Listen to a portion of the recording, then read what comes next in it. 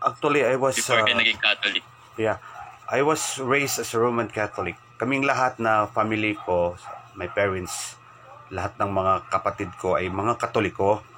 But you know what happened last 1989, ako po ay na-convert sa isang malaking church ng mga Protestante sa Evangelical Free Church in the Philippines. Presbyterian po ito. So, doon I learned their theology, I studied theology, I took up my master's degree in theology in Baptist Theological College dito sa Cebu. And then, siguro ang tanong para naman malaman ng mga Katoliko, because maraming mga Katoliko ay nagprotestante, and I was one of them. The reason why, bakit ako nagprotestante, because of ignorance about the teaching of the Catholic, our catechism particularly. Kasi karamihan nating mga Katoliko is more on, more on rituals, pero hindi natin alam yung teaching, you will go deeper.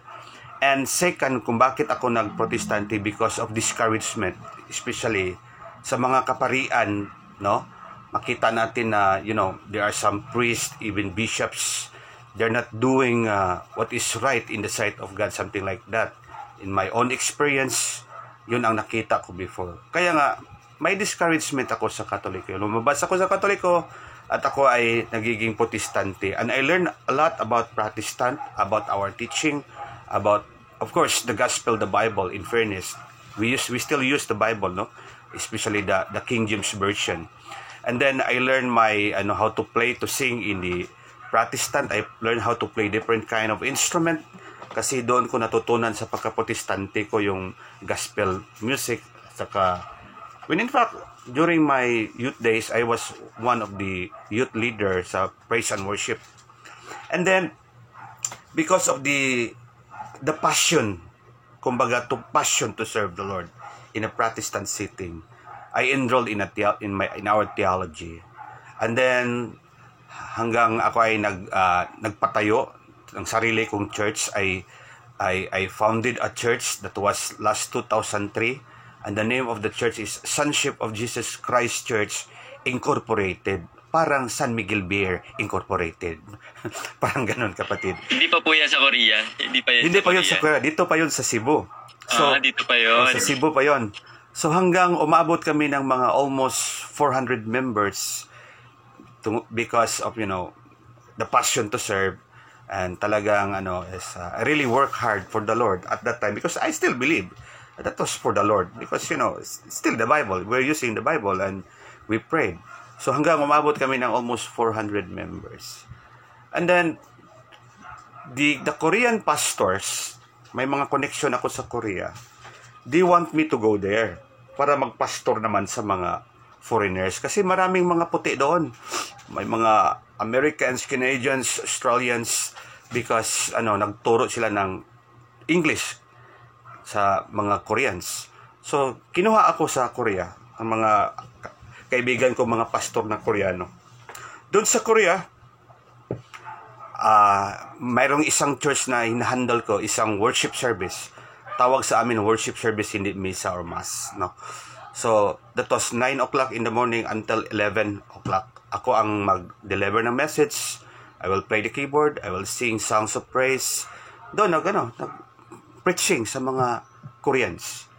So, that was Sunday. Doon ako nakita ang doon nangyari lahat sa Korea. And actually, this was the turning point kung bakit ako nagbalik Katoliko. It's all about Mama Mary in Korea. And then later on, I studied the Catechism of the Catholic Church. But, sa uli-huli na lang natin i-share kung anong ginawa ni Mama Mary sa buhay ko. Kasi I don't believe. Very interesting yan. Because kami mga Protestante, we believe in the Mother Mary, that she is in the Bible, but we don't really go deeper about the teaching of Mama Mary. When in fact, if you study theology, it was also in our theology, mayroon kaming tinatawag na typology study of interpreting the Bible. What is written in the Old Testament, it happened in the New Testament. Kung mayroong Adam and Eve in the New Testament, sa New Testament naman mayroong Adam and Eve. The second Adam, Jesus Christ, and the second Eve is Mother Mary. Pero hindi kami naniniwala, kaming mga Protestante that time. Pero ito lang nakita ko when I was in Korea. Kasi that was the time when the ISIS, yung ISIS ba nag-spread all over Middle East, they kill all the Catholics. I began to ask myself, bakit Katoliko, yung mga Coptic Christians, yung mga Chaldeans, mga Old Catholic, bakit sila ang pinatay? Pinugutan ng ulo, and bit-bit pa nila yung mga estampita at saka Holy Rosary. I ask myself, nasaan ang mga born again? Nasaan ang mga protestante sa Middle East? Bakit Katoliko lang pinatay? Then I found out in the Bible, makita natin that those in the book of Revelation chapter 17, makita mo doon kapatid na mayroong isang babae, dala niya ang kopa, and this woman is not referred to Virgin Mary, ha? This woman is actually, she was called the mother of harlot, the mother of all, he's the mother of the mystery Babylon. Itong babae nito, and they love killings, they drank the blood of the martyrs. Now, kung tingnan mo ang history, ang pinatay nung unang panahon, mga Kristiyanos din, mga Old Catholics. Sa ating panahon, mga Katoliko pa rin pinatay nila. Who killed these Christians, these Catholic? Of course, the extremist Muslims. Yun ang nakita ko. My question is, nasaan ang mga Protestante? Bakit hindi sila pinatay? Kasi the mark of the true church is that, yung mark of the true church is that mayroong martyr in Christ. Ito lang simbahan nating Katoliko ay may martyr. Kaming mga born again, ang amin is we preach about prosperity gospel, we preach about more on tithings and money. Nasa ano yung sacrificial or sakripisyo? It's only the Roman Catholic who sacrificed their lives for the glory of God, for the greatness of His church, the Mother Church, which is the Holy Roman Catholic Church. Yun nag-umpisa. And then later on, mayroon akong libro, mayroon kami mga Protestante, may mga books kami. The name of this book, the title of this book is The Prophetic Faith of Our Father. And the author of this book is no other than Edwin Leroy Fromm from Germany. Ang statement ganito kapatid, simple lang. Sabi niya sa statement sa librong ito, that the throne of Satan, the Vatican City, according to him, this writer, the author, that the throne of Satan is in Vatican and the real Antichrist is the Pope. Yun ang sabi sa libro, sa Prophetic Faith of Our Father, which was authored by Edwin Leroy Fromm. Then I began to, because at the time I read already about situation, kung anong nangyari, bakit pinatay, I began to ask myself again, bakit pinatay, bakit nag-accuse kami mga Protestante na ang Vatican City ay trono ng demonyo at ang Papa sa Roma ang totoong Antikristo. When I opened the Bible, doon mayroong rebuke doon sa Bible in the book of Revelation chapter 2 verse 12 to 13, kasi sabi namin trono ng demonyo. Sabi dito sa book of Revelation chapter 2 verses 12 to 13, sabi dito, to the angels of Pergamos, this is what the Lord has told you. I know where you live, where Satan has his throne.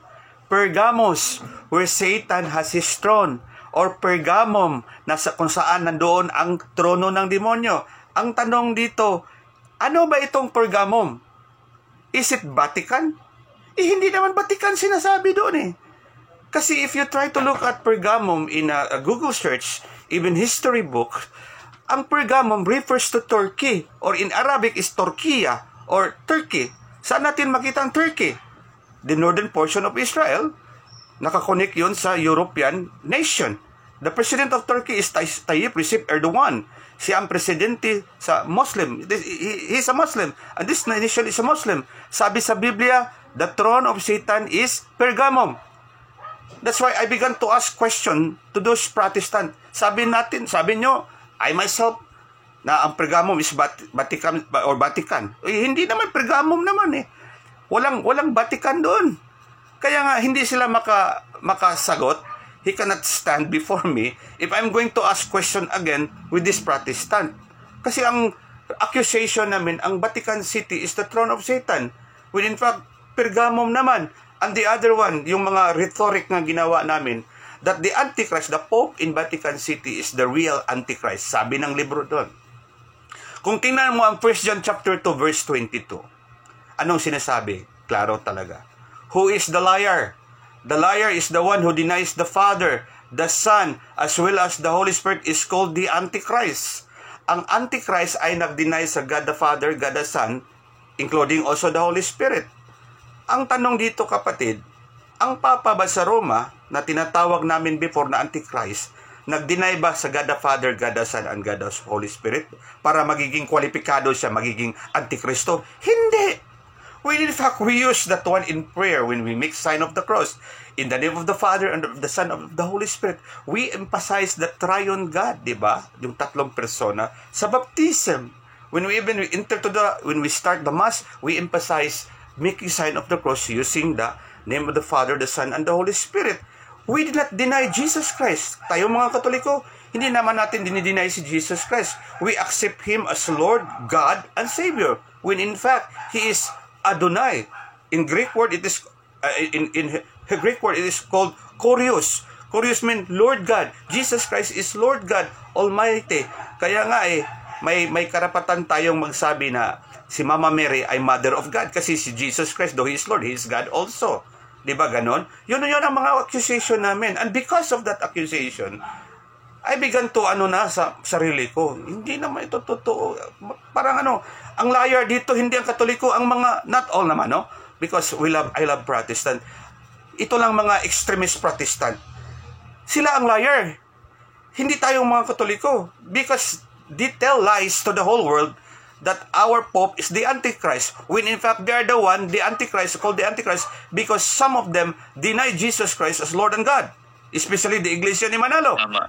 Diba? Sabi nila, tao lang si Jesus, hindi Diyos. Si Manalo, anghel, kawawa si Jesus. Nang si Jesus at saka si Manalo nagkita doon sa langit, si Manalo lumilipad. Well, si Jesus palakalaakaw lang, doon lang sa, kasi lapakalakad lang, kasi tao lang siya. So, it's very irony ba? So, talagang itong mga doktrina nito is they're telling lies to the whole world. And you know what? Martin Luther contributes a lot, especially in Rome. They contribute a lot the prejudice that they created against Catholic at saka Protestante. Nagpatayan dahil sa mga doktrina na ganyan. Anong nangyari sa Irish karon, sa Ireland? Di ba nagpatayan ang mga Katoliko at saka mga Protestante because of that teaching, because of the prejudice. When in fact, I don't like that one. I love them. So that's the reason also why I embrace the Catholic back, no? Because may mga teaching na hindi totoo, no? Sabi pa nila, kapatid, yung